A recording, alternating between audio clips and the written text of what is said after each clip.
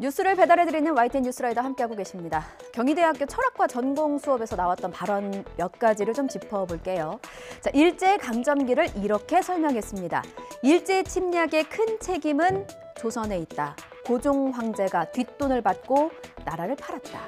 그리고 이런 발언도 있습니다. 일본군 위안부 다수는 자발적 매춘이었다. 이 수업을 들은 학생들은요, 불편하고 불쾌했다고 말합니다. 대학가에서 역사 왜곡 논란이 불거진 게 한두 번이 아니죠. 교육을 통해 실력을 키워서 독립을 쟁취하자는 도산 안창호 선생의 구국 정신이 떠오릅니다. 아직 독립하지 못한 건 역사 왜곡에 사로잡힌 정신은 아닐는지요. 임성재 기자의 보도입니다. 경희대 철학과 최모 교수가 지난달 2일 온라인으로 진행한 전공 수업 영상입니다. 1910년 경술국치의 가장 큰 책임은 조선에 있다면서 고종 황제가 뒷돈을 받고 나라를 팔아넘겼다고 말합니다. 고종이 자기는 잘 살게 해서 자기 좀 그때 돈이 많이 떨어졌었거든. 근데 그 돈 많이 주고 잘 살게 해준 거니까 그러면 당신이 그럼 나라 책임지시오 이렇게 한 거야. 일제가 처음으로 사유지상권을 도입하며 한국 자본주의 토대가 마련됐다는 식민지 근대화론에 기반을 둔 주장도 합니다. 일본 놈들이 소리조사해가지고 동양시대에서 뭘 해가지고 했다 그러는데 그 사회에서 여러분 일본은 우리나라를 경제국가로 만들지 않았어요. 다른 날 수업에선 일본군 위안부 피해자 다수가 자발적 매춘이었다는 주장도 한 것으로 전해졌습니다. 위안부는 자발적으로 매춘을 한 거다. 성남의 여성들 우리가 그렇게까지 막 뭔가 위해주고 뭔가 그럴 필요는 없다. 좀 불편했다. 약간 좀 불쾌했다. 그런 느낌이었어요. 학생들 반발이 거세지자 최 교수는 일제 침략 자체를 옹호한 게 아니라고 해명하면서도 일본군 위안부는 강제로 끌려간 사람보다 생계를 위한 자발적 참여가 많다는 주장을 굽히지 않았습니다. 하지만 YTN 취재진이 공식적인 입장을 문의하자 뒤늦게 자신은 역사 전문가가 아니라면서 해당 발언이 문제가 되면 철회하겠다고 태도를 바꿨습니다. 강남의 유흥주점에서요, 술을 마신 2명이 잇따라 사망하는 사고가 있었습니다. 종업원과 손님 사이였고요. 술을 마신 뒤에 잇따라 목숨을 잃었습니다. 자, 경찰은 이 술에 집중했습니다. 2사람의 사망 경위 때문인데요. 손님 A씨는 교통사고로 냈는데 심각한 외상이 없었는데도 숨졌고요. 종업원은 고열과 오한을 호소하다 숨진 겁니다. 무엇보다 손님 A씨의 차 안에서요, 마약으로 의심되는 물질을 발견했습니다. 혹시 마약을 술에 타서 마신 거 아니야라는 의심으로 경찰이 수사하고 있습니다. 동석자도 있었어요. 함께 업소를 찾았던 일행 3명을 상대로도 조사가 진행되고 있습니다. 송재인 기자의 보도 보시죠.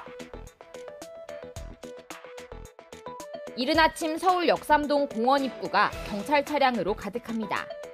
운전자 20대 남성 A씨는 이미 의식을 잃은 상태였고 병원으로 옮겨졌지만 끝내 숨졌습니다.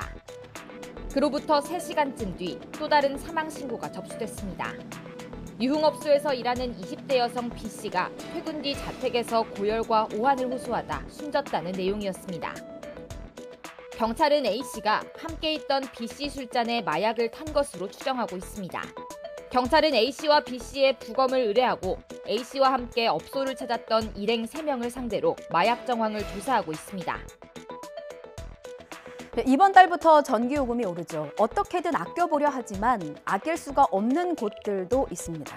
기계들이 하루 종일 돌아가는 PC방이 그렇고요. 노래방도 24시간 문을 여는 업소들은 에어컨을 줄일 수가 없습니다. 날이 오죽 덥고 습합니까? 더위 피해서 이곳 오는데 전기요금 나간다고 에어컨을 꺼버리면 손님도 그대로 나가게 됩니다. 자, 그래서 어쩔 수 없이 가전을 풀 가동하죠. 그리고 누진제도 있잖아요. 이것저것 따져보니까 월세보다 전기요금이 더 나오게 생겼답니다. 윤혜리 기자가 들어봤습니다. 예년보다 일찍 찾아온 무더위에 손님 끊길까 봐 가동을 멈출 순 없습니다. 지금 이번 달 들어서면서 이제 폭염이다 장마다 해가지고 지금 아침부터 이제 저녁 24시간 지금 풀 가동을 하고 있는 상황입니다.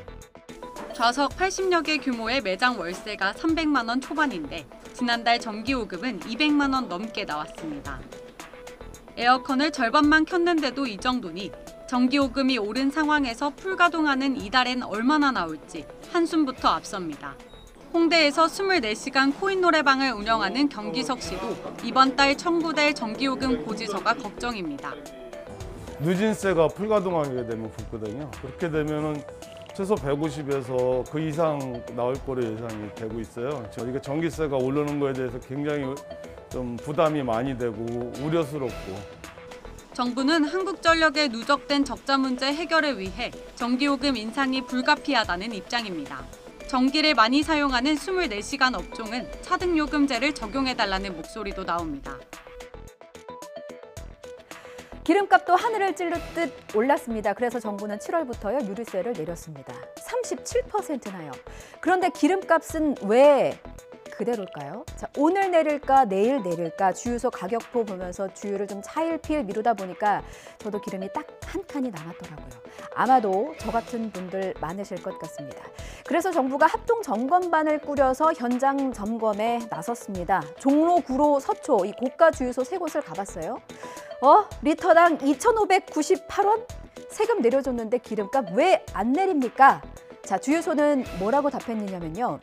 박홍구 기자의 보도 보시겠습니다. 휘발유와 경유 가격이 2,598원. 점검단은 유류세를 37%나 인하했는데도 가격이 이렇게 비싼 이유를 따져 물었습니다. 주유소 측은 인하 전에 공급받은 물량이 아직 남아있다고 해명했고 점검단 역시 유류세 인하분이 반영된 제품이 입고되지 않은 사실을 확인했다고 밝혔습니다. 가격이 비싼 만큼 유류 판매량이 적어 재고도 오랫동안 쌓이게 된 것 같다고 점검단 관계자는 설명했습니다. 또 정유사를 상대로도 공급 가격을 매일 점검하고 정유 공장과 저유소의 수급과 품질 현황도 조사하기로 했습니다. 그러면서 주유소 기름값은 자율로 돼 있지만 가격 짬짬이나 탈세가 적발된다면 법에 따라 조처하겠다고 강조했습니다. 날도 더운데 주가마저 녹아내리고 있습니다. 코스피가 1년 8개월 만에 2,300선 아래로 내려왔고요. 환율은 장중 한때 1,311원까지 올라서 13년 만에 1,310원을 돌파했습니다. 나라 안팎으로 악재가 끊이지 않고 있어서 저희가 경제 이야기를 하기가 두려울 정도로 좀 많이 어려운 상황입니다.